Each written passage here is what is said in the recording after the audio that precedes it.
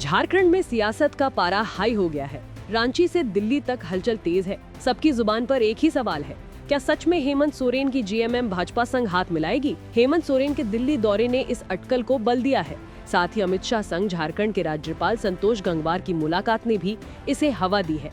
सियासत में टाइमिंग का बड़ा रोल होता है। ऐसे में झारखंड में कब क्या हो जाए, कुछ कहना अभी मुश्किल है। धुआं उठने की क्या वजह? पिछले कुछ दिनों से हेमंत सोरेन और उनकी पत्नी कल्पना सोरेन दिल्ली में है। सूत्रों का दावा है कि हेमंत सोरेन भाजपा के टॉप लीडर्स के टच में है। इधर मंगलवार को झारखंड के राज्यपाल संतोष गंगवार ने केंद्रीय गृह मंत्री अमित शाह से मुलाकात की। इस मुलाकात की टाइमिंग ने जेएमएम और भाजपा के बीच गठबंधन के अटकलों को और हवा दी। सूत्रों का कहना है कि बिहार चुनावों के बाद इंडिया गठबंधन में दरारें साफ दिख रही हैं। हेमंत सोरेन फिलहाल ईडी की जांच का सामना कर रहे हैं। वो जमीन घोटाला मामले में जेल भी जा चुके हैं और अभी जमानत पर है। बिहार चुनाव खत्म होते ही झारखंड फोकस में आ गया है। झारखंड की राजनीति में हलचल बढ़ गई है। हेमंत सोरेन और भाजपा के गठबंधन की अटकलें तेज हैं। पहले मुख्यमंत्री हेमंत सोरेन का पत्नी कल्पना सोरेन संग दिल्ली दौरा और उसके ठीक बाद राज्यपाल का अमित शाह से मिलना, ये महज संयोग नहीं दिख रहे हैं। सियासत में टाइमिंग का अपना महत्व होता है। यही कारण है कि रांची की गलियों से लेकर दिल्ली की सड़कों तक सियासी गलियारों में जेएमएम एनडीए गठबंधन की अटकलों का बाजार गर्म है। दावा तो यहाँ तक किया जा रहा है कि हेमंत सोरेन खुद भाजपा के टच में है। हालांकि जेएमएम ने इस दावे का खंडन किया है, मगर तस्वीर अब भी धुंधली है। सियासत में कुछ भी परमानेंट नहीं होता। कब वक्त का पहिया घूम जाए कौन जानता है, वो भी ऐसे वक्त में जब जेएमएम के रिश्ते राजद और कांग्रेस से अच्छे नहीं दिख रहे हैं। जी हाँ, झारखंड में बड़े राजनीतिक फेरबदल की आशंका अब संभावना में बदलती नजर आ रही है। बिहार विधानसभा चुनाव में महागठबंधन को करारी हार मिली।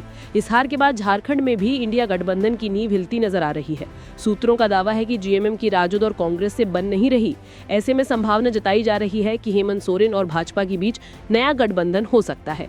अब सवाल है कि आखिर जेएमएम और भाजपा के बीच गठबंधन का धुआं कैसे उठा? क्या सच में हेमंत सोरेन की जेएमएम और भाजपा मिलकर नई सरकार बना लेगी? आखिर इंडिया गठबंधन में बात कहां बिगड़ी, जिसके चलते इन अटकलों को बल मिला? अटकलों की पीछे की कहानी क्या है? चलिए पर्दे के पीछे की इस कहानी को समझते हैं।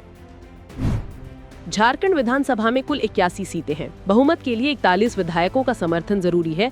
वर्तमान में सत्तारूढ़ गठबंधन में जेएमएम के पास 34, कांग्रेस के 16, राजद के 4 और वामपंथी दलों के 2 विधायक हैं, जो कुल 56 का आंकड़ा बनाता है। मगर जेएमएम और भाजपा प्लस गठबंधन वाला नया समीकरण बनता है तो ये आंकड़ा सीधे 58 पहुंच जाता है। इसे ऐसे समझे, अगर जेएमएम 34, भाजपा 21 सीटें, एलजेपीआर के 1, एजेसू का 1 और जेडीयू का 1 के साथ जुड़ जाए तो कुल 58 विधायक हो जाएंगे, जो बहुमत से काफी ऊपर और इंडिया गठबंधन से 2 अधिक है। अब सवाल है कि इंडिया गठबंधन में ऐसा क्या हुआ जो हेमंत सोरेन की जेएमएम और भाजपा के बीच गठबंधन की अटकलें शुरू हो गई? झारखंड में कहां से बिगड़ी गठबंधन में बात? बिहार विधानसभा चुनाव में हेमंत सोरेन की जेएमएम ने महागठबंधन में 7 सीटों की मांग रखी थी।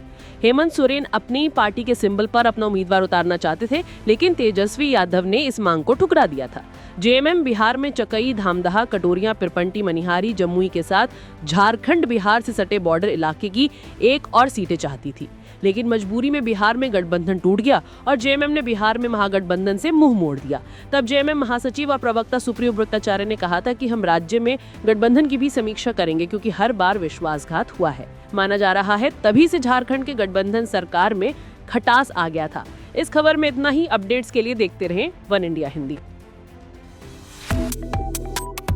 Subscribe to One India and never miss an update.